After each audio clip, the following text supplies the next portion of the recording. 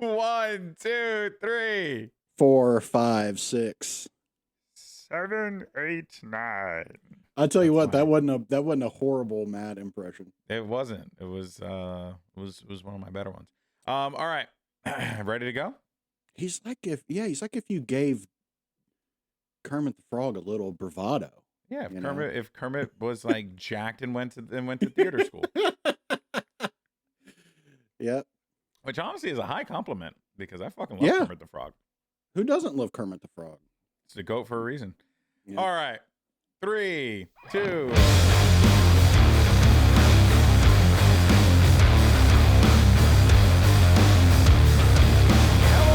Welcome back to Rebook, the show where we talk about the men and women who be slapping at me in the middle of the square circle, and they're telling the stories on the process. You may notice that we are sans one man today, young Matthew. No, not with us, yeah. No, because he loves his partner and they're out on vacation together. So you're just gonna have to put up with me and Jake this week. Jake's dealing with something right now. He's going through it. You know, his body, he's feeling pains. So we're just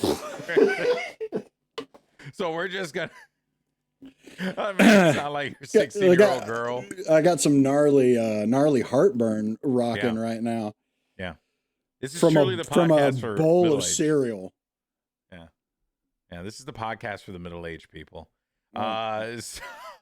So we welcome you back to Rebook. Lots of stuff going on in the world of pro wrestling today, but we want to let you guys know that if you help us get closer to 1,000 subs, the faster you do so, we can end up doing scans. Wait a minute. I got to get my audio thing. Scans, big trivia night. Oh, boy. Which is basically going to be scanned. Like he had like this whole thing cooked up where he wanted to challenge us on our wrestling knowledge. Right. So, you know, we'll be doing that for the 1,000 subs. So there it is. That was a little bit. That was how much was the percentage at? We lost maybe 3-4 viewers currently. I want to say maybe a couple listeners. I would say more listeners than the viewers, Jake. Probably. I at least ducked out a camera view for the most part, which really does nothing. I don't know why. It does because I heard it clear as day. So it does nothing. So anyway, so that's what we're going to be doing. I know last week I talked about covering some TNA stuff. Matt's not here. We're going to talk about Victory Road and all the stuff that happened. Big show. It was awesome. So we'll be yapping about that later on today. Later on in Rebook future episodes. But for now, though, Jake, are you going to be able to? I have a 1,000-yard stare right now. Yeah, you know what? Surely a little beer will help, will it? Oh my! Not only are you you're just like, oh man, I got a heartburn, but then I'm having a freaking mango cart. I need the it's fruit. It's good for you. It's fruit. Okay. Fruit and veg, baby. Fruit and veg. You know what? I'll never forget. My brother years ago. I went to go because he worked at a hotel in 34th Street in New York, right? Okay. So I go to meet him for lunch. Comic-Con's in town, so I'm working the show and we get together and, you know, we're ordering food and I was like, oh, bro, you know, what do you do for lunch around here? And he was like, oh, you know, I like to get like a good, you know, healthy hamburger. You know, I was like, healthy hamburger? What do you mean? He's like, oh, when the meat's really good, when the meat's real, you know. I was like, what are you talking about? He's like, oh, I go to McDonald's and I get a quarter pounder with cheese. You know, the quarter pounder, you take out the cheese, but the quarter pounder, it's real beef. And I'm like, it's not how that works, bro. You know? See, that was a good one. See, the beer helped. The beer helped a little bit. Beer helps, please. It's the bubbles, the carbonation. It's the carbonation. Anyway, that's what a quarter pounder does to you people, okay? That's just making an assumption, obviously. I don't know if a quarter pounder is. I got it before. I got the beer before I started feeling bad. So your thought is just to continue to commit to the beer? What did I tell you before we started? I said, if I commit to something, I'm going to see it through. Hey, I respect it. I respect it. Well, you clearly don't. Because here you are giving me shit for it. I respect it in that it's a thing you do. Would I personally do that? No, that is not a thing I would do. You know? You're a coward. Anyway. And you're a filthy coward. All right, well, let's go ahead and yap about some pro wrestling today. And I'm sure throughout the show, there'll be plenty of opportunities to talk about Jake's bowel movements. So not a bowel movement. We have a sponsor on this episode as well. They're going to love it. They're going to love it. Okay, so let's talk about AEW. I don't know if you guys were able to hear that. The factor meals wouldn't give me this heartburn. That's true, because they're healthy as hell. And they're really good. And they really legitimately are very good. Yeah, they are. I remember during the pandemic, me and my wife were relying on those factor meals quite a bit. They were super awesome. Helped us to explore some new ingredients and recipes. We'll talk about that a little bit later on. But for now, though, let us talk about AEW and their next main character, because it seems like Wheeler Yuta is about to go on a journey here, Jake. A hero's quest. Yeah, he's going to go on a hero's quest. So, as many of you all know, right, very famously, Wheeler Yuta was, he's in that old BCC, right? And the thing about the Blackpool Combat Club is that they're in the shits right now. They're not. Are they really still the Blackpool Combat Club? Hard to say, right? Hard to say. But this week on Collision, there was a pretty dope match that, typically when you look at it, is kind of like a nothing match. It was Wheeler Yuta going up against Anthony Henry. Now, Anthony Henry's a pretty solid, wrestler. But the real bulk of the match was Wheeler Yuta's character, right? Because he's in the back, he gets interviewed, and they're like, "Oh, how are you feeling about this matchup?" And he's like, it's a tough one. It's Anthony Henry's a tough opponent. He's gonna fight. He's gonna fight hard. It's gonna be difficult. And then, then she talks about she mentions Bryanson, our dear friend, the Bryanson, of course, Bryan Danielson, the AEW World Champion, and she's like, "Oh, are you gonna be able to focus?" And he kind of like perked up, and he was just like, "Oh yeah, like I'm going out there and I'm doing it for the skipper," basically, was like his whole diatribe. Mm-hmm. So he gets out there and he's getting bopped around in the match, right? Just absolutely mauled all over the place. Anthony Henry's got his number. And then, out of nowhere, Henry starts yapping, and Wheeler loses his mind because he mentions Danielson being out at home, all this stuff. And that story in of itself is actually pretty good, but we'll talk about that later in a sec, because there's more connecting tissue there. But Jake, it feels like what they're doing here, especially with that win with Wheeler Yuta. And then there was also a great promo that's on the AEW YouTube channel. You should check it out, where they kind of corner him and stuff like that. And you can kind of get the vibe here. Like, they struck gold with Daniel Garcia and his like hero's quest. So they're doing it again. Do you think it's going to work? Do you think it's got legs? I mean, we're going to have to see where it goes. Luckily, I think in these kinds of situations, it's not all up to Wheeler, because he's got a great supporting cast. So I think that's going to help significantly. Yeah. And yeah, I don't know. I don't know if it's going to be a like, are we trying to take down the BCC? Or are we trying to right the ship in a way? Like, is the problem Mox? Like, does he need to take is it like, let's cut out the cancer of this group kind of situation? But honestly, like, yeah, everybody else seems into it, because they're just a death squad going around beating the shit out of anybody who's backstage that they feel like beating the shit out of. Yeah. But I think that's where a lot of it's going to be. A lot of it's going to be the story that is told around him. I think is where we'll see a lot of the legwork being done on whether or not this story can really go anywhere, go to the heights that we seem to think it can. So it seems like a wait and see thing, because you're right. They've kind of nailed Garcia's story. And because of that, I think they've earned some goodwill to. Go ahead. Call it a storyline watch. Yeah. Okay. We got to watch this one. This is going to be a big story. This is because You see, this is going to end in one or two ways, right? The first way is it's going to end with maybe Wheeler being, the one who retires Danielson, because it's kind of been the talk, right, of the town. Well, how do we get there? I don't know. I don't think we do, personally speaking. Like, I don't really see that happening.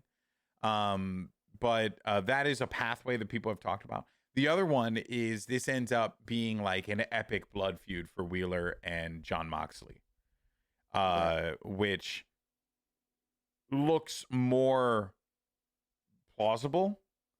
And then the only other one that I think kind of sort of fits the bill here, because you see, the thing that I think should happen is Wheeler goes through each member kind of like Kill Bill, right? Or Mortal Kombat. Or Mortal Kombat. Yeah. Right. We're like, you start off, right? Stage 1, you're going up against Baraka, right? Who's Baraka? Claudio. We'll say Claudio's Baraka. Sorry. Right. Maybe it looks a little similar, but we'll take that, right? Yeah. Then stage 2, you move up, you're going to face off against like Liu Kang or something like that, right? That'll be, what's his face? That'll be Pac, at this point, right? He'll never run into what's her face? I forget, but we'll call her Katana. Sure. Just for the sake of comparison. Marina Shafir. Marina Shafir. Yeah. And then who else we got on there? And then of course, so would you consider Bryan Danielson Shang Tsung, or? No, I'd consider him the Liu Kang of the situation. You consider him Liu Kang. Yeah. And then you consider Mox Shang Tsung or Shao Kahn. Ooh.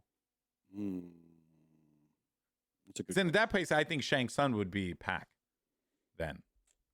And then maybe Shao what Kahn. I think is that we've really diverted into a whole different. But hey, I'm just saying that this is the character's journey that Wheeler's going to be going through. Yeah. Right? And he's going to be going through the ladder of opponents. And I genuinely do think that this is going to be a really, really good story moving forward for AEW. And they're going to probably use Collision to tell it. So I would say if you're really so that it can have more of the focus. That's what they did with Daniel Garcia. Like it basically like his whole ascension kind of started because he started racking up wins on Rampage and Collision. They used those shows to like really emphasize the league part of AEW storytelling, if that makes sense. Like, like how do you get someone to the next level? You have them win a few matches. They actually have really good breakdowns on their YouTube channel. They have one with Julia you saw Hart. that the site does no longer has win-loss records. Oh, it doesn't. Mm-mm. I think that's for the best. Honestly, I think it's for the best. Yeah. I think that wins and losses should always matter, right? Sure. Because there was a point in time in WWE where like wins didn't matter and losses didn't matter. Right. You could literally just skip entire episodes of Monday Night Raw and just be like, yep, I know this person's going to win because they won last week, so this person's going to win this week. And, so wins and losses should booking, matter. Yeah, the 50-50 booking was absurd, right? So wins and losses should matter, but they should matter in a manner that contributes to the development of the character, which is why Daniel Garcia and his journey was actually so good. Big part of that, by the way, was Daddy Magic, though, was Matt Menard. He was a big part of that because he would be there on commentary. He'll be like cheering him on. He'd be like, go get him, Danny. Go get him, Danny. Something about hearing a guy with like a freaking Long Island accent. Cage. Yeah. He's got that. Go get him. You got him over there, buddy. Yeah. Something about that is just like it gives you that Rocky vibe to it. Right. Maybe Wheeler's Liu Kang. Oh, Wheeler's Liu. Yeah, Wheeler's Liu Kang. Wheeler's Liu Kang in this situation. Yeah. See, look at that. Dude, you said we veered off topic. I feel like we brought that shit full circle, brother. Sure. All right. Yeah. So anyway, that's going to be a story to pay attention to. Once again, Wheeler Yuta. They're primarily going to stick with that story on Collision. You're going to be seeing a lot of that happen on there. Curious to see if he changes, right? as a character, because he's still coming out in like, wrestling gear, and he still has like very wrestling character, right? And he's still wearing BCC stuff. He came out in the jacket. Still wearing BCC stuff, dude. Mm-hmm. So it's going to be interesting to see like if he slowly starts to strip that away. Yeah. Because a lot of his identity has been associated with this group, and I think it's going to be interesting to see him have a crisis of character, so to speak. Yeah. Because he's like, well, so much of who I am is this group. So who am I without them? And I think that's going to be really watching like some self-discovery. I think is going to be a lot of fun with. Yeah. AEW, like a lot of people, I know I said it last week, but a lot of people would say like, oh, AEW doesn't have stories and so on and so forth. But that's actually not true. It's just that they are getting better at it. Yeah, they're getting better at it. Yeah. Because, like, for example, right, a guy like Wheeler Yuta, he's a young dude, right? He's a guy who's like going to be around for a super long time, and they're like, oh, where's he been? He's been doing nothing. And you're right. He honestly has kind of just been doing tag team matches with BCC, and he's just been, ever since that initial story that he had where he got into the Blackpool Combat Club, where he stopped being like, oh, there's Wheeler Yuta, go get him, buddy, to him being in a bloody ass match with Bryan Danielson and Jon Moxley and like finally earning that respect. He really hasn't been doing much, right? Mm-hmm. But they still like keep him, like they still tell you he's important, because 9 times out of 10 you're seeing Wheeler walk around with a belt, right? Like he's very rarely walking around empty-handed, so I think like, that's it. They have not been great with it, but they have since gotten substantially better about cycling in their characters and rejuvenating new characters. Yeah, I'm wondering if it's gonna be a little reminiscent of Randy Orton and Evolution. Oh yeah. Like a little bit like that, and see this like, he's figuring things out. He starts having some success, and then Mox is like, you know what? A little too big for your britches. This isn't, like, that's not what Blackpool Combat Club is anymore. Look at our mission statement. We have it written on the wall, or whatever, it is. Which that's like I said, I think so much of this story, because it is so intertwined, is gonna have to be determined by what happens around him, like how he adapts to the circumstances he finds himself in. Because the BCC is more violent than they've ever been. Yeah. Even when they started, which is saying a lot. Yeah. So yeah, that's going to be a real interesting path to watch for sure. Just that whole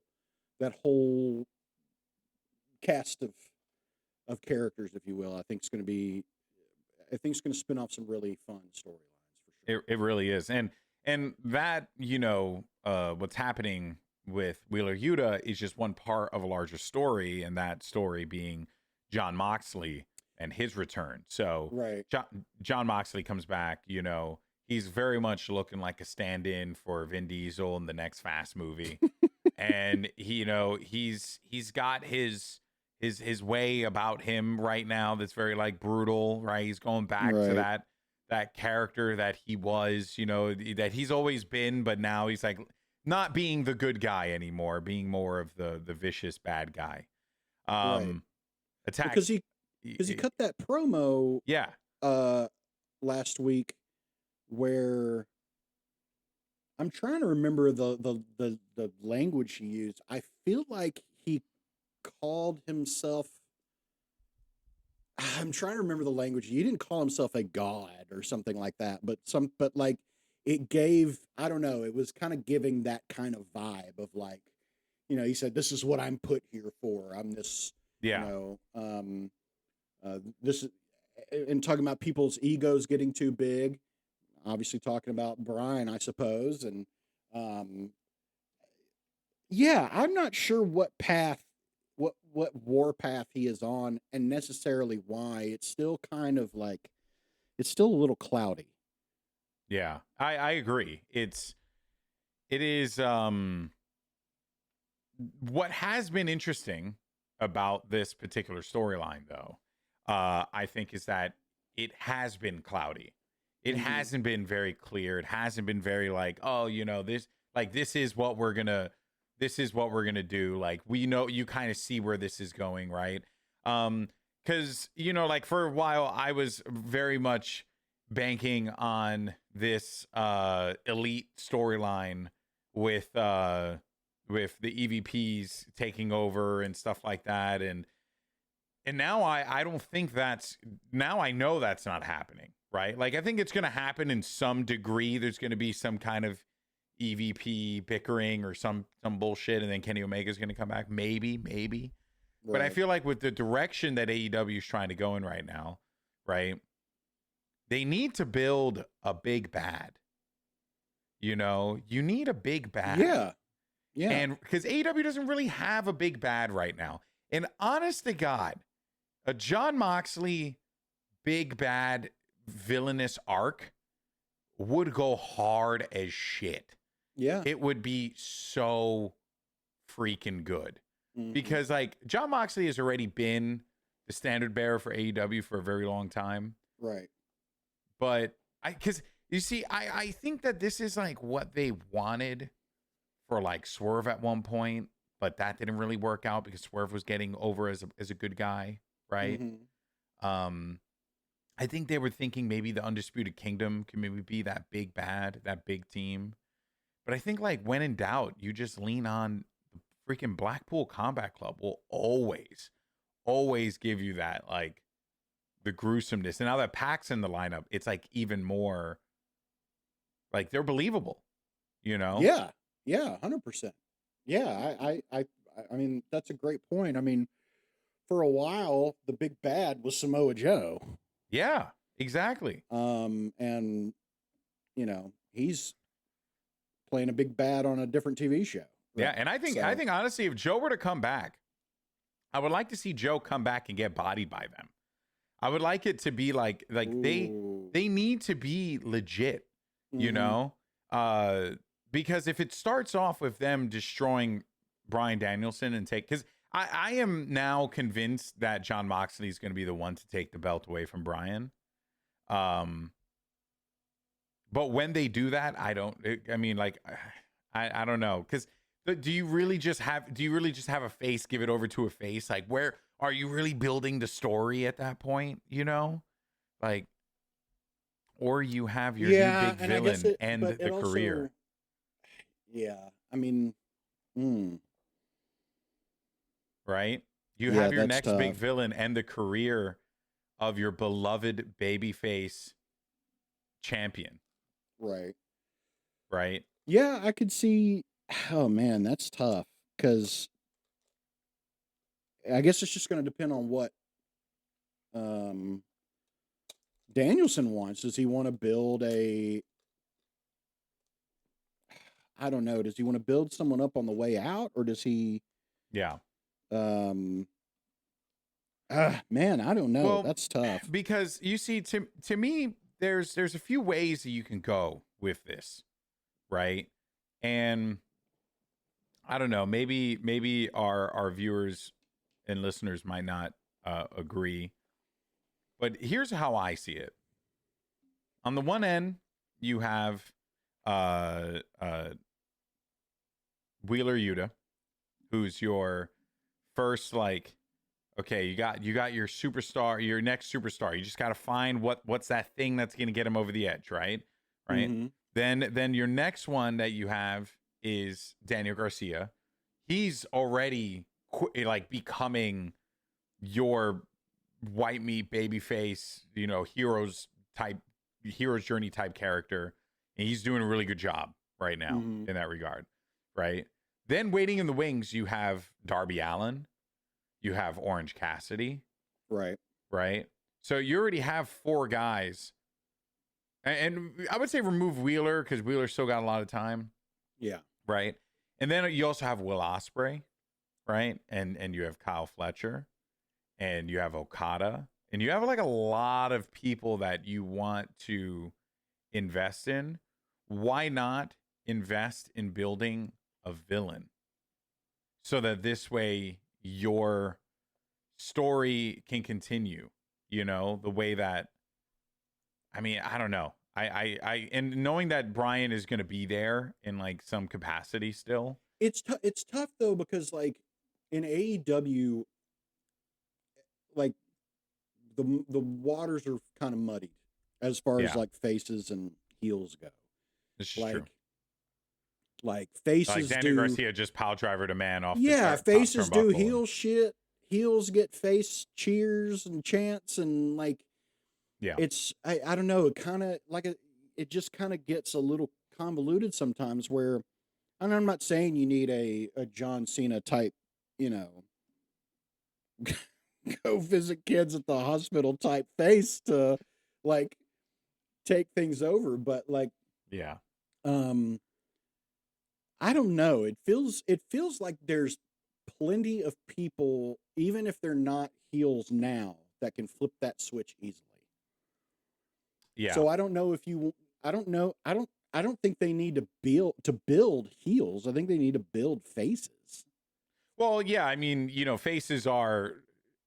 The thing is, though, is that, you know, you say that, but I feel like with AEW, they have an abundance of people who are just over, right? To kind of like, what was your initial point? Where like you have a lot of people who just get cheered even though they're the bad guys or whatever, right? You don't have anyone that's like, you see, I think what made Roman's title reign so special is that it was cool. You know, like they were like everyone having the ones up, you know what I mean? Like the 15-minute long entrances, the excessive pyro, the people praising Roman, the music. That's aura. That's aura. No. That's the thing. AEW needs someone that can like have that aura. And I think Moxley is that guy. I think Mox is too. I think Joe was that guy too. Oh, Joe is 100% that dude, right? 100% that dude. But you get more distance and from a guy. See, like Joe was always going to have a time limit on him because he didn't have like a team. It was just Joe, right? Joe was the guy, and then that was it. And he was a bad guy. Joe was the team. Yeah, he was the team. But that's what was great about him. That was what was great about him. It was. Because right now, like you look over the WWE side, Roman's about to be Roman's team. Yeah. You know, in a way. And I don't know. I kind of like, part of that's kind of fun to me. Like just to see a guy. I don't need a crew. I don't need anyone to look after me. I don't need to, you know. Well, that's why Brock Lesnar was so compelling. Right. Like Brock Lesnar was like, he was just straight up a bad guy. And part of it does have to do with a physicality, right? Part of it is a physicality, you know, restraint with certain people. So it's easier to do it with guys like Brock and Roman and Joe. Yeah. But that's the thing. I genuinely think you can get it with Mox. I think you can get it with Mox and this like new version, deadlier version of the BCC, this colder, you know, I really like what they're doing. I'll tell you what kills aura though. What? Getting in the back of a Jeep after you cut a hell of a promo. Did you see his promo? Wait, what happened? Hold on. Mox, they had this great promo with Mox. Okay. And then at the end of it, he like for some reason, he doesn't get in a normal seat of the Jeep. The back canopy and the door of the Jeep are open, and he gets in the back. Amazing. And then closes the door and leaves the canopy open. Amazing. It's the weirdest. Like just like, why is he not getting in a normal car? Why is he getting in the cargo area of a Jeep? Yeah. I don't know. It's just there's just like. Also, I'm a details guy, so little things like that are just like, why is that happening? Well, before we go to a break, I did actually want to talk about some other AEW happenings this week. Brief stuff that I've been noticing. Jack Perry is going on a little bit of a run with this TNT Championship. He's got this whole riding in his. Totally not what they use for donation, blood donation vans. Right. He rides in on one of those. It's not bad. I don't mind it. I kind of like this. Like he like leaves the arena. He like says some existential bullshit. You know, it's just like very, very edgy. I gotta dig the character. Right. Right now. It's kind of dope. And then what else you have going on right now in AEW? You had the grizzled young vets take on FTR. Great matchup. We'll talk about the ending of that matchup, but later on in the show. But the Outrunners. The Outrunners, because I got them. The freaking Outrunners, man. I love them so much. Love them. The youngest men alive. They're so good. I don't like that Osprey and Fletcher one. Dude, I like it because it's a bigger story. It's a bigger thing. Then why don't you like it? Actually, this would be a last topic. Why don't you like Osprey Fletcher winning? Because a tag team that was literally thrown together minutes before the match beat 8 other established tag teams. That's fair. It tells me you don't give a shit about tag team wrestling. It tells me that you're just using it as a vehicle for singles. And that is like the Bear winning best comedy. Okay. So I'm gonna play devil's advocate on this for a few reasons. Okay, because firstly, the Bear is a comedy. I'm kidding. It's totally not. It's totally not a comedy. No, but that terrible categorizing aside, the reason why I like this is because the whole reason why this came together, as I'm sure you know, is because what's his face, Don Callis, finds Will Ospreay and says, "Hey, you have not lost one of these. Every time you've entered in one of these matches, you have won, right? And we need gold in the Don Callis family." And the goal, because you're not with us anymore. So this is you kind of doing us. So why does Will give a shit? Why does Will give a shit about the Don Callis family? Because of Fletcher? Fletcher, but also because Don Callis allowed Will to just walk away from the Don Callis family. He allowed him to just walk away. So he feels like he owes him one. And Will's a man of his word. So Will honored him. So they do it and they walk in there. And surprise, surprise, Will Ospreay's very, very good in the Casino Gauntlet matchups. No matter, and he won in more of a singles fashion than he did. Like it was one, who was the one guy in the middle of the ring? I forget who it was, who took the hidden blade. It was actually a really sick spot, that final moment. Someone with long hair. I'm trying to recall who it was. But they were very conscientious about who took the pin. And also remember, it's a Casino Gauntlet format. So like it's a very, like, they already have set it up as a random kind of like anyone can win type of thing. It just so happens Will Ospreay's really good at these, and he did it again. Right. So now I think what's going to happen is they're going to lose his match, and that's when the beatdown's going to commence. That's what I think. But I don't disagree with you. And then what? And then what? You get Fletcher versus Osprey for the title? Well, that's the thing. I mean, or hold on a second. Okay. Let me find it real fast. Or okay, you end up getting Will Ospreay and Fletcher winning. And that, I mean, I'm not unopposed to that. I'm not because I'm opposed to that.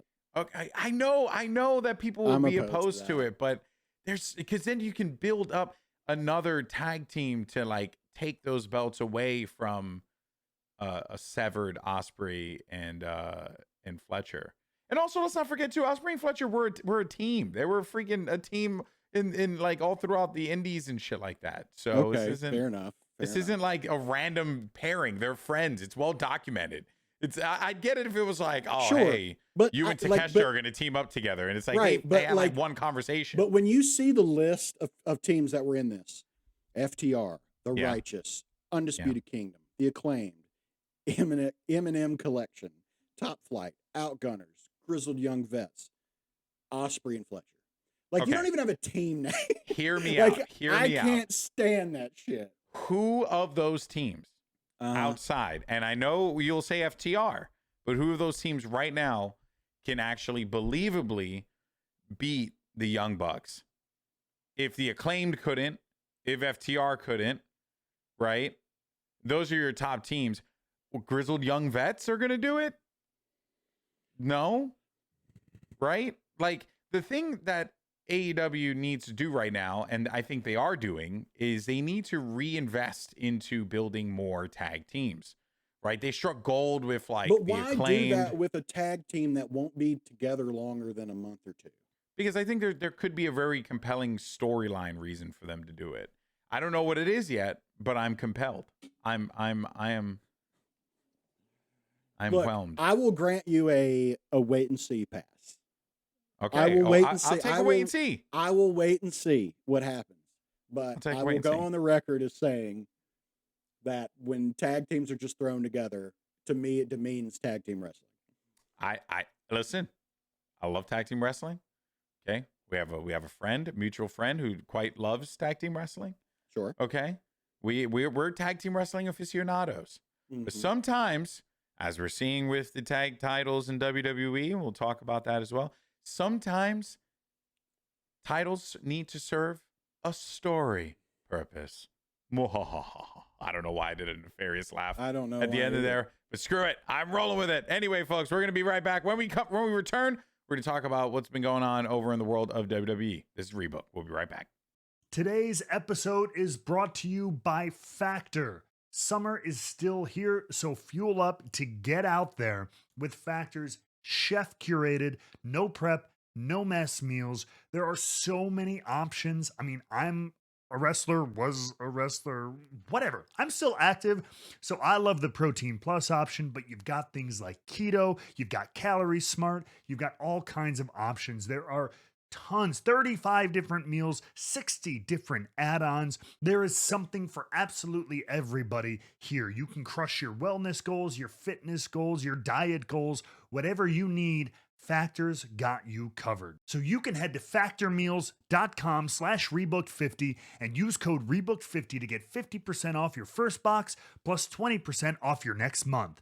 That's code rebooked50 at factormeals.com/rebooked50 to get 50% off your first box plus 20% off your next month while your subscription is active. Welcome back, everyone, to Rebooked. And we had talked about some AEW stuff. Now let's go ahead and check out what's going on in the Fed, as we got some happenings going on over in WWE land. As we had noted last week, they're starting to build toward Bad Blood. We got some matches that already set up. CM Punk versus Drew McIntyre. CM Punk had a pretty, decent promo again today, but again, it's just more promos. It's just more of the same. It's not that it's bad. It's just, the story is pretty much what the story is right now.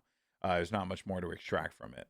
And then on top of that, you also you have I believe Gunther is maybe going to be taking on Sami Zayn. I don't see why he's not at this point. Yeah, it kind of feels like that's. I didn't get a chance to finish Raw. Did we get more movement in that regard with Gunther and Sammy? I mean, so you didn't see the segment between he and Sammy and Kaiser Ludwig Kaiser? No, I did not. I did not see that. Okay, yeah. So yeah, there was a segment between them where Sammy was kind of alluding to the fact that, maybe he needed to break away from Gunther and step out of his shadow for a moment. And Gunther came out and asked Ludwig, is there something that you need to tell me? And then Ludwig attacked Sammy. And so they have a match next week on Raw. Got it. Yeah. That that doesn't shock me. Mm-hmm. I think that ultimately that was seeing Ludwig back with Gunther isn't the worst thing. I think Ludwig Kaiser's a great kind of like side character right now. Mm-hmm. And is only going to. they need to just make sure, because he had such a big reaction in at Bash of Berlin, for obvious reasons, but you know, you could tell he owned the moment very well. Oh yeah. So it's like I don't know, in that moment in time, like I saw Ludwig Kaiser being a champion. I saw him maybe being a world champion, like maybe a world heavyweight champion. So I would really like to, because I see Gunther eventually winning the WWE Championship. I can't wait for that day to come, but I can see that happening here, and I see Ludwig kind of being in a similar pathway. So some of the big stories though that I wanted to focus on here, and I think lend itself quite well, is what's been going on with Cody Rhodes and Roman Reigns. Can they possibly coexist with one another? Oh my God. Someone posted this on Threads, and I thought it was absolutely hilarious. When you spend years of your life helping Cody Rhodes fight the Bloodline just to watch Cody Rhodes team up with Roman Reigns. I think there's something here, man. I really think that there's like a story that they could dip their toes into. For sure. With these guys. Yeah, 100%. But 100%. Yeah, I mean, because to me, this is going to lead to, well, I helped you with the Bloodline, so now you owe me a title shot. That was my title, and I'm the longest to hold, Yeah. Yeah, so I can see something easily being done with that, and then that upsetting. Honestly, man, I could see it being, so maybe not KO. I don't think KO is going to be the one to chime in on it. He could, maybe. He could. I don't know. After he was basically convinced to take that title opportunity because they were going to give it to Roman, and he was like, go pick anybody else in the locker room who deserves it. He doesn't deserve it anymore. I can 100% see Kevin being like, fucking excuse me. Yeah, maybe just coming out purely to stop Roman. Yeah. Which I think would be very interesting. I could see it coming down to, we're getting closer to, I mean, what would fit? Royal Rumble maybe would be the best option, where it'd be like, I guess, but what another interesting thing that, I mean, we have War Games, and it seems but it's gotta be the Bloodline feud. It's gotta be. Sure, but who's going to be in that is what I'm saying. It's like you have the Bloodline against, let's say you do Roman and Cody. Who else are you going to bring in? Sure, you can bring in Sammy. I still think you do Jimmy, Jay, and Sammy. Yeah.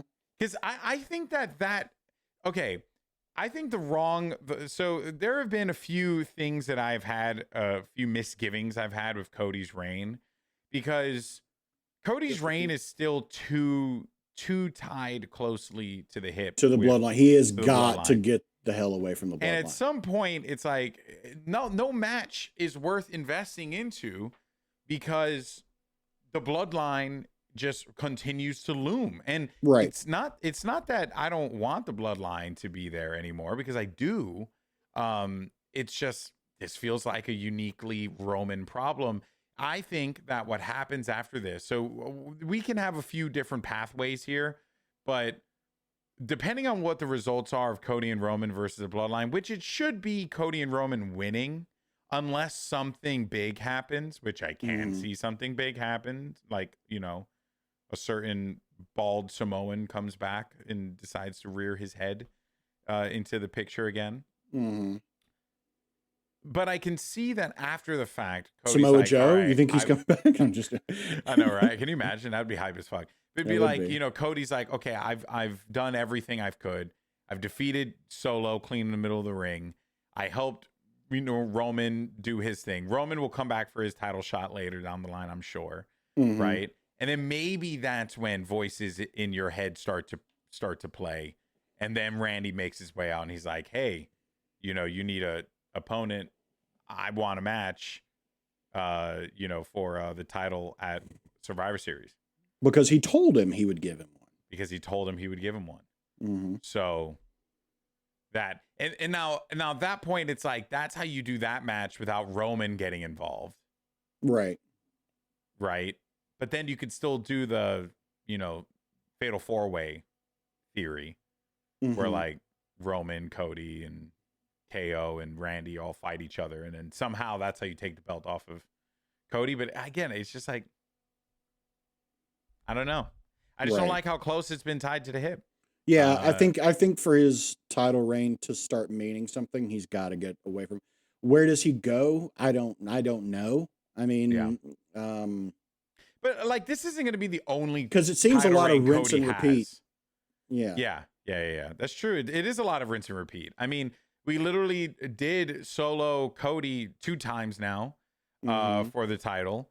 Right. One time, Roman showed up and Solo was like, I would have won. The second time, Cody wins. No interference. You're like, okay, cool. So Cody won. So that's done. So he won decisively. So Solo can't proclaim anything anymore. Right. So now if the only way is if Cody, and that's why I think Cody and Roman have to win at Bad Blood, right. And then maybe that's where we start to see Solo kind of evolve a bit more. I don't know. We'll see. But no matter what, you got to get that belt away from them. Yeah, I think this is one of the least compelling stories right now in WWE. I feel like we've given them a lot of wait and see on this one. And but the thing is that we knew I'm tired it was of the going to go JV this squad. way. We knew it was going to go this way, though. We knew that he was going to have to deal with Bloodline because we knew that The Rock was going to be coming around the horizon because The Rock just had to say it in a promo. Right. Like, I'll be back. Oh, let me go ahead and touch your belt. You touch mine. And he just had to say it in a promo. Right. So it's like, kind of, that was always my biggest issue with the Brock Lesnar era of WrestleMania bookings. Because it was like, you knew every main event was going to end up being Brock versus Roman or Brock versus Goldberg or Brock versus Undertaker. How we got there, didn't know. It was going to be Brock versus someone. But this has felt like watching Narcos, where it's like, okay, the Pablo Escobar of wrestling, Roman Reigns, has been knocked off. Now there's a power vacuum. Who's going to take over?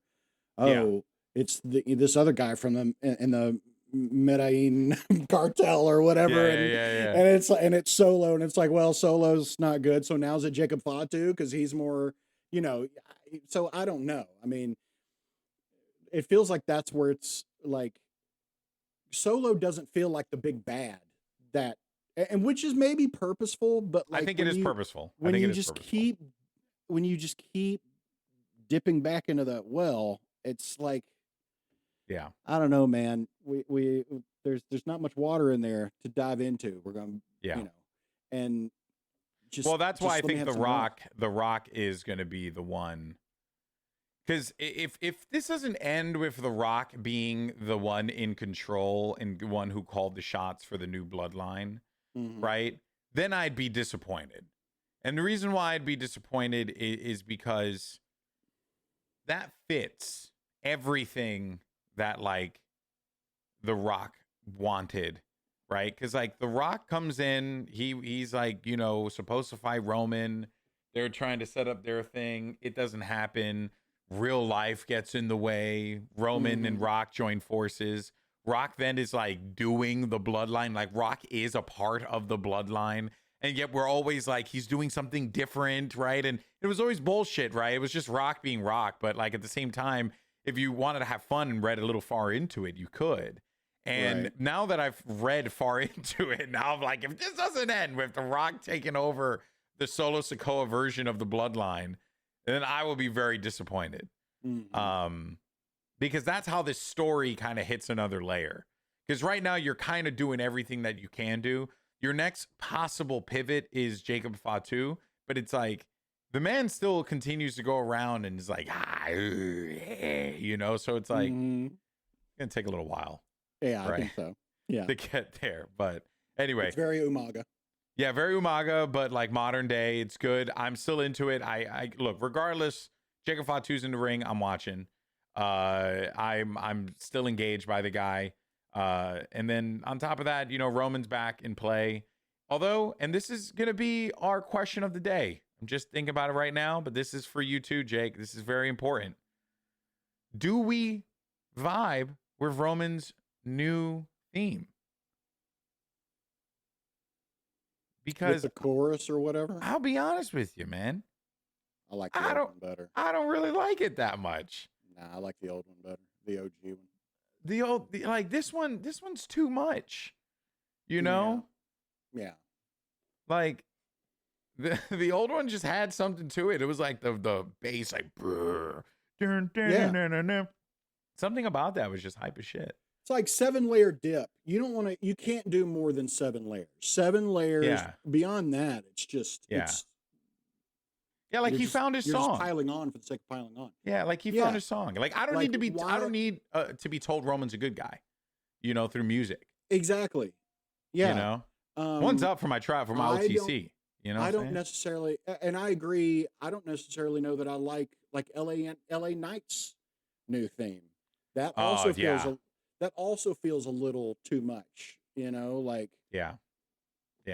I don't know. I don't think every time a big moment happens that there needs to be some kind of music change. Let's put a triangle in there so that they would know that he's. I don't fucking know. Like, although it did work for Braun Breaker. It did work for Braun. Braun's new presentation is like way, way better than it was. Well, have you heard before. I know we don't dive into rumors here, but the rumor now is that Def Rebel is not getting renewed. That's a rumor I'm willing to dive into because honestly, and that they are going to start using mainstream artists' music. And you know what? That doesn't shock me, man. That doesn't shock me. Yeah. AEW's been doing that, and it's been working. Like they've had some pretty iconic moments, especially with Flight of the Conchords recently. Like everyone doing Flight of the Conchords, not Flight of the Conchords. Sorry, Flight of the Valkyrie. Flight of the Valkyrie. Yeah. Flight of the Conchords. Flight of the Conchords. I would love to hear an intro song. Great. By Brett time. It's business time. That's one of my favorite karaoke songs. Oh, that's one of mine too. Yeah. Top 5. Yeah. But yeah, they've had a lot of success with that. With Orange Cassidy as well, with Jane. And Where's My Mind? Yeah. Mm-hmm. So obviously CM Punk with Cult of Personality. But see, there's some songs that I really hope that they don't just change just to change. Like for example, Drew McIntyre's music needs to stay. If you already have an iconic theme, it needs to stay.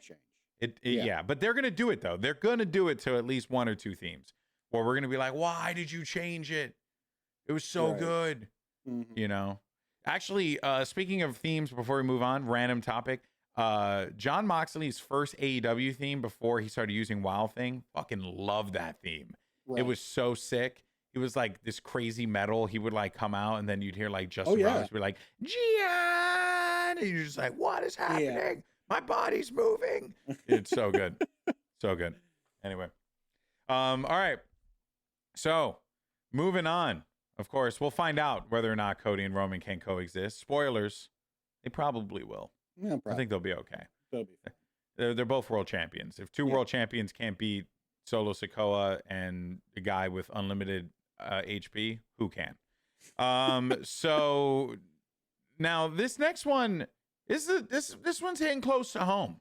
Very. Okay, this is a close to home topic because folks, Xavier Woods, friend of the show, friend of the pod. Yeah. Want to get it out there.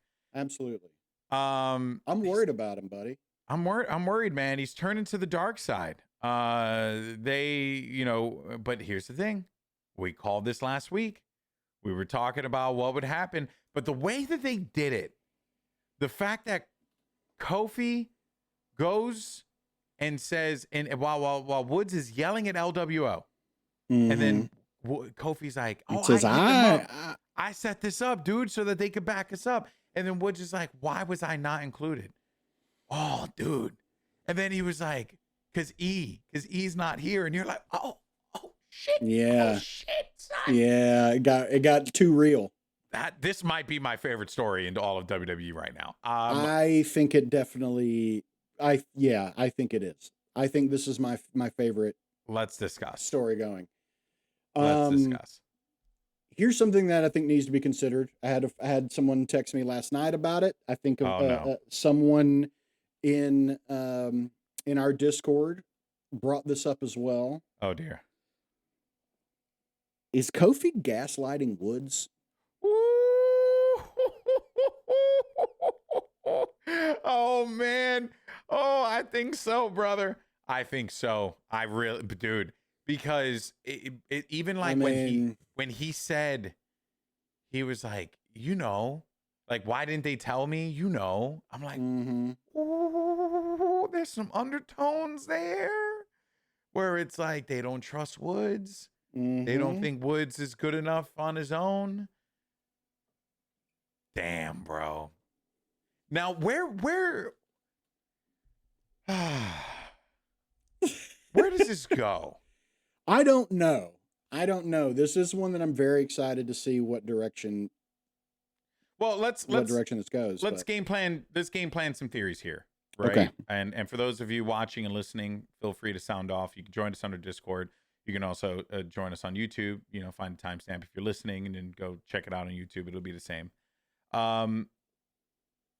So there are two directions I think you can go in here, right? First things first, the mentioning of Big E was huge, absolutely huge, because I feel like you wouldn't mention that if that is not going to somehow going to involve him, come into play down the line. Okay, maybe so maybe, I don't know, a little striped shirt going on for a match. I wasn't ready for that, but you know what? Yes. Yeah. Special guest referee Big E in a match between Kofi and Woods. And these two could put on a show. Ooh. Because, folks, I don't know if you know this, but Xavier Woods is one damn good professional wrestler. Yes. And not only does he wrestle an incredibly safe style, but he's also just he's so charismatic, energetic, and like, yeah, calculated in the ring at the same time too. But I don't know. Yeah. Now, does this end with Woods, a change in Woods' character? Does this end with a change in Kofi's character? Because you see, if Kofi's gaslighting Woods, right, then that means that Kofi's got to believe that, like, he is right. Because it's like what Matt always says, right? A good bad guy is one who believes what they're doing is the right thing. And without a doubt, Kofi believes that by him not informing Woods of the plan, he was doing the right thing. Because if he did, Woods would just only get in the way. That's the thing that they have to explore. Yes. That's what they have to explore. I think the way that you go about doing it now is you have another match, another tag team match, maybe not New Day, maybe it's an eliminator match or whatever they call those matches in WWE, even though I don't think they should do that. Or they take on A-Town Down, right, who are also in kind of a, like, because right now you need to get a team that could really benefit from a win. And what is a team that could benefit from a win off of New Day? DIY? No, I don't think so. They already, look, they cut a great promo. I don't know if you saw their little video promo over the weekend. Yet. Man, because they called out the Bloodline about getting their titles back. So I think they're locked pretty squarely into that. Okay. Now, I could see Street Profits.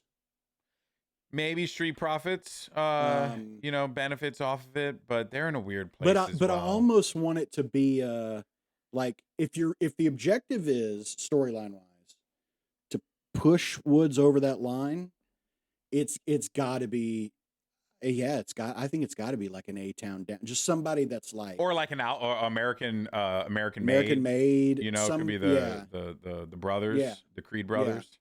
Yeah, someone that you're like, they would never lose to them if they were on the same page. Dude, I really think that this has the building blocks to be a really big story. How far does it go? I don't know.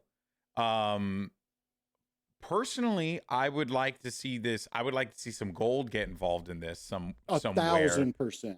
Right? 1,000%. I think these guys have more than earned it. How do you get that gold? That's a toughie. because they're on Monday Night Raw, and with the Intercontinental Championship being Braun Breaker and the World Heavyweight Champion being Gunther.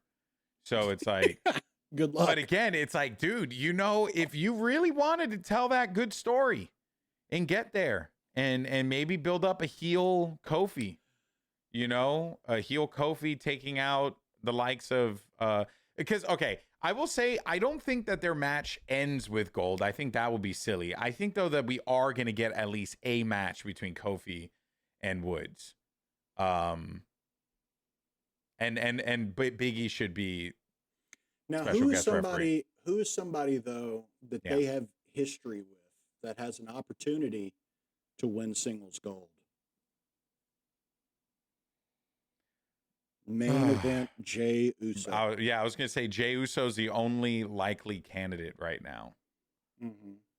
But do you really want to get the belt off of Braun Breaker that fast? No, not necessarily. But I'm just trying to think of ways like how you could involve a championship or gold in some way. And look, I mean, Kofi's beaten Jey plenty of times. Yeah. New Day, Usos. Yeah. Right. A lot of history there. A lot of history. Yeah. There's or with this, you just end up getting a really, really good blood feud, which I'm also okay with as well. I wouldn't be opposed to that. I mean, WWE is proving that like their blood feuds do have some kind of value. We haven't really seen how those feuds carry forward outside of, like we haven't seen what's next for CM Punk, what's next for Drew McIntyre, how they get out of that. Right. And I think how they get out of that feud is actually going to give me a lot of confidence for how they handle a lot of these other blood feuds moving forward.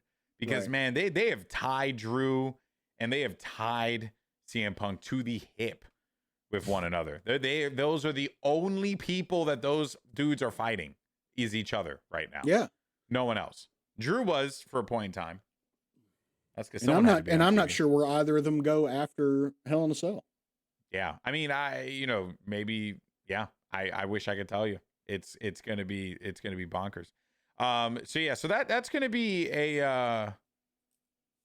it's going to be interesting to see where this New Day story kind of plays out. I think it's safe to say this is definitely a storyline watch, 100%. 1,000%. This story is a big reason I've been tuning in to Raw every single week because I am so fascinated in and we're poisoning the power of positivity. Yeah. And it's really interesting stuff because at the same time too, like Woods has a great point too. Why am I not being told about this? Like he's got an excellent he even point. said it after the match last night. He said something's got to change. Like something has to change. Yeah. And I'll be honest, when LWO came out, I thought it was brilliant because I hadn't even thought about that as a possibility of them coming out, and the fact that it was Kofi who told him to do it. Yeah. And that he's saying, well, we don't have E anymore. I knew they'd try to do the numbers game, and we don't have E, and man, it's And Odyssey was just a side quest. It was just a side quest that showed just up a side quest. Yeah. For like two days. But also still proved the point. Like, I'm trying to find, because just us can't get it done. And are you saying, okay, so are you saying I'm not enough, or are you saying you're not enough? Yeah, and it ain't Kofi saying he's not enough, because Kofi's the one that's doing the conversations. Oh shit, dude, this is gonna be a good story. It's really good. I'm so excited. It's gonna be an excellent one. Excellent one. There is one more story though, that we catching up on some of the stuff that's been going on that we do need to talk about. And this is another one of those. It's developing, it's continuing to grow, but it has been fun to see evolve. Now, those of you who are longtime Rebook listeners and watchers, I'm a big fan of this guy. But the fact that I'm not the one who's bringing this up, Jake, who do you want to talk about today? I want to talk about Bronson Reed. Who you want to talk about? I want to talk about Big Bronson Reed. That's right. You want to talk about Big Bronson Reed right here, and motherfucker, look at this guy right here, Tsunami. I am. I am more convinced than ever that someone at WWE is watching the podcast, because I said last week how I wanted a Kaiju match, right? And said, how fun would it be to see Braun Strowman and Big Bronson Reed just destroying everything? Yeah. And that's exactly what we got. It was excellent. It was awesome. It was so awesome. I want this to get crazier. He threw a fan. He threw a fan like a lawn dart, as Joe Tessitore said. That was a good line. Threw a fan like a lawn dart. I want to see this go even crazier. Here's what I want to see. I want to see Bronson Reed in jail. Okay? Yeah. I want to see Bronson Reed taken to a holding cell because he's going to be brought up on charges. And I want to see later in the broadcast when they're like, we've just received some disturbing footage and news that we're going to go to now. This is from a local precinct here in whatever town. And it's CCTV footage of Bronson Reed fucking pulling the bars of a jail cell open to get out and escape. And now he's just terrorizing Raw. That's what I want. Oh, man. That's what I want to see. I want it to be like a Godzilla movie. I want it to be like a Friday the 13th or Halloween movie where it's just, where Pierce has got security set up all around, right? And it's just section 5, check in. Radio silence. Checks and he goes over there and they're just like, dude, I would like them to just do a lumberjack match where like they are just using the lumberjacks as cannon fodder. Like I think where it's like an Extreme Rules match, but the only weapons are the lumberjacks. Exactly. Like I think that would be incredible. This feud, correct me if I'm wrong, but man, this feud's giving me a lot of memories of when Braun Strowman feuded with Mark Henry the first time. And you remember like or with Roman. When he was tipping up, when he tipped over a freaking ambulance. When he was tipping over the stuff, and Mark Henry and him were like doing the feats of strength, and they were fighting each other and stuff. But 100%. this is like, obviously, I think I really like that. That was cool. It illustrated, Strowman's like power. But I think this one's illustrating just both of them just being really good wrestlers in the ring. Because I think like the problem that big guys oftentimes struggle with is that like, you see a big dude in a match, you're either like, that they're not going to win or they're going to dominate the match and win, right? And there's nowhere in between. Whereas like what WWE is really trying to do right now is just show their big men like in more vulnerable positions so that this way, like they can win, they can lose. And I think Bronson Reed actually has been a benefactor to this quite a bit because 100%. Even in the triple threat matches that he gets put into, he always has a big moment. He always has a big spot. And the only reason why he loses is because he gets double teamed or because he gets ejected from the match and he's not the one who takes the pin. Yeah. So they've been doing a really good job of like covering that. But I think this feud is basically doing what it for Bronson Reed and Braun Strowman, what Andrade and Carmelo's feud on SmackDown. Yes, it's making them both look a lot better because one thing that I really like that Braun is doing that we saw it a lot in the segment before his match, Braun is actually toning it down. He's not trying to be this angry monster all the time who talks like that. He's just being a dude. Yeah. He's just being a dude. Like he was in there, he's like, see, I got this big freaking bruise on my arm. And like when Miz came over, he's like, what did you mean that I couldn't handle it? No disrespect. You're the Miz. And you're I whatever this version of Braun is, I like better. It's more down to earth. Yeah. It's even like a little more relatable. And I really dig it. And it really feels like, like he's trying to be like the protector of Raw in a way, right? It's it's like he's stepping up to fill that role in a way as a face that he didn't really do before. And I like this version of Braun a lot. Yeah. I like he's not afraid to talk, Like, yes. Big men are always like kind of discouraged from like talking, but like he's very vocal. Same with Bronson Reed, right? Yeah, and Bronson Reed is too. And they're both they're both nailing this version of their characters, and I think this feud is benefiting them both a lot, because it does feel like, you know, like it feels like Superman fighting Doomsday. Like that's the vibe that this has. It feels like King Kong versus Godzilla. You know, like it has that vibe.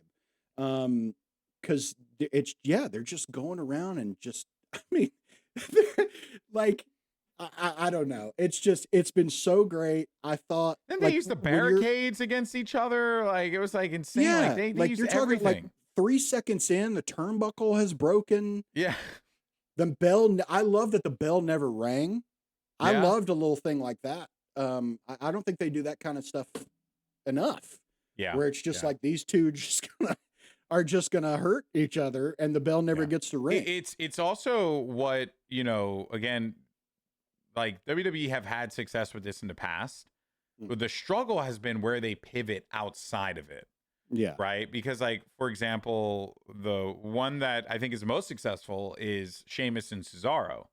Right. Like their best of 7 series. Everyone loved that. And that led to the formation of the Bar. And we love the Bar. The Bar was great. And they were multi-time tag team champions. They had a lot of success. Right.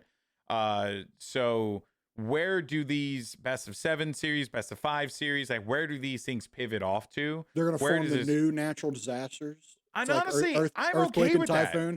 I wouldn't hate that. The new natural disasters would be freaking awesome. Are you kidding me? Because we haven't had a big man tag team in a hot minute. In a long time. And those are fun. You know, those are real fun. So I would really like to see them go that route. And I also think they'd be really sick for Bronson Reed and Braun Strowman to hold tag team gold together. You know who I think they'd could have be really fun cool. matches with is LWO. Oh, hell yeah. If they got together, if Braun and Bronson got together and fought LWO, like, or someone like that, like smaller, who they could do a lot of different athletic stuff with. Judgment Day would be a great one to do it with. Yeah, I think that. Bro, Finn could do some wild stuff. You know, like with his athleticism. So I think you have a few fun directions that you can go. And given that the tag teams are kind of being held in storyline jail, as I'd like to say, you know, if you want to extend it and give yourself some time and then have your new natural disasters walk in, maybe realize that their powers together, no one can stop them, they can dominate the division, then we end up with... We have more in common than we have... Yeah. Because if you look at the series that they're doing right now, right, like CM Punk and Drew McIntyre, that doesn't end with them becoming, you know, tag team partners. No, that doesn't end with that. No, heavens no. Right? Andrade, Carmelo Hayes, no. That would be the most awkward tag team pairing. Maybe in the Vince McMahon era of WWE, but now, like, no, that will not work. And I think, again, there's still, now that Andrade has won, I think there's even more meat on the bone for that Legado de Fantasmas theory. But anyway, you know, so, like, what makes the most sense here coming out of this particular feud is that they could be a tag team. That gives them their unique spin. And you create a new tag team, 2 guys who kind of aren't really doing all that much on TV right now, you know? Yeah, and you can get them on TV more. They can dominate in their reign. And people will love watching them because they already love seeing the crazy crap that they do as it is. Yeah. You know? So, and then... I think that would be fun. We just booked the tag team division on Monday Night Raw, brother. Let's go. Yeah, so we'll be keeping eyes on that. And then Kofi books he and Woods in that match against them. Dude, I'll tell there's something. And conveniently is not there for a tag. It's gonna be like stories going this way and say another one bouncing off storyline. This storyline, another bouncing off storyline. Fucking love that shit. So good, so good. All right. Well, of course, that takes us to the end, and we have, as always, our Rebook 24/7 Champion of the Week. I already mentioned what mine is, but so I'm going to just start mine out of the gate, Jake, and I think you know where this is going. But, of course, it's going over to the youngest man. Wait a minute. The youngest man alive. The Outrunners. That is right. I freaking love these dudes so much. Yeah. They was it Truth Magnum and Turbo Floyd? Yeah. Oh, These dudes are incredible. They're fantastic. So for those who don't know, this is like the new AEW has had a history of having success with like themed teams. The Acclaimed is a very notable kind of success story. AEW homegrown tag team. The Outrunners are that. They are homegrown. I mean, they've done indie stuff and whatnot, but like this is very much a thing that has been blowing up on AEW TV. It was so great that in the matchup between the Grizzled Young Veterans and FTR, it wasn't any other tag team that came out for the save for FTR. It was the fucking Outrunners came out to save FTR. So my nomination this week is the Outrunners. It's the Outrunners. I like it. Well, we also mentioned my 24/7 nominee. Okay, who is it? Future champion that got thrown by by Bronson Reed. You know that guy, the guy that got the audit. You know that dude is like years later, like 4 or 5 years from now, we're gonna be like, you remember that segment where Bronson Reed threw a dude at Braun Strowman? I have it right here. That guy's Intercontinental Champion now. You know what I mean? Like this moment. That dude right there, that is a future world champion. Mark my words, that is a future champion that just got thrown. Yeah. That's my 24/7. I'm gonna give him his first championship right now. That's my nominee. Okay, I like that. We also But you know what? I'm willing to, for this week, the 24/7 rebook champions are a trios champion. Okay, well, you might actually be okay with that because we have one more from Scan. I didn't read it last week, but I wanted to read it this week. So his 24/7 champion is whoever in WWE production put together the Wyatt 6 American-made vignette that opened up Raw last week, because that was one of the best video packages WWE has put together in the last few years. It made the start of Raw feel like a paper level, a premium live event level match. The booking of the Wyatt 6. You can call it a pay-per-view. Just call it. Yeah, it's true. PPV. The booking of those 6-6 has been the WWE equivalent of the Punisher. It's been great. Makes me very intrigued to find out who they go after next, presuming they're done with American Made. A bond forged from the tears of the innocent is not family. It's blasphemy. It's such a great line to end the promo on, too. It's all the direction the 6-6 need moving forward. Dude, I mean, we could do a trios. Trios champion. So There's some good nominees. The Outrunners, the WWE production on the Wyatt 6 promo, and the future champion. Future champion, the human lawn dart.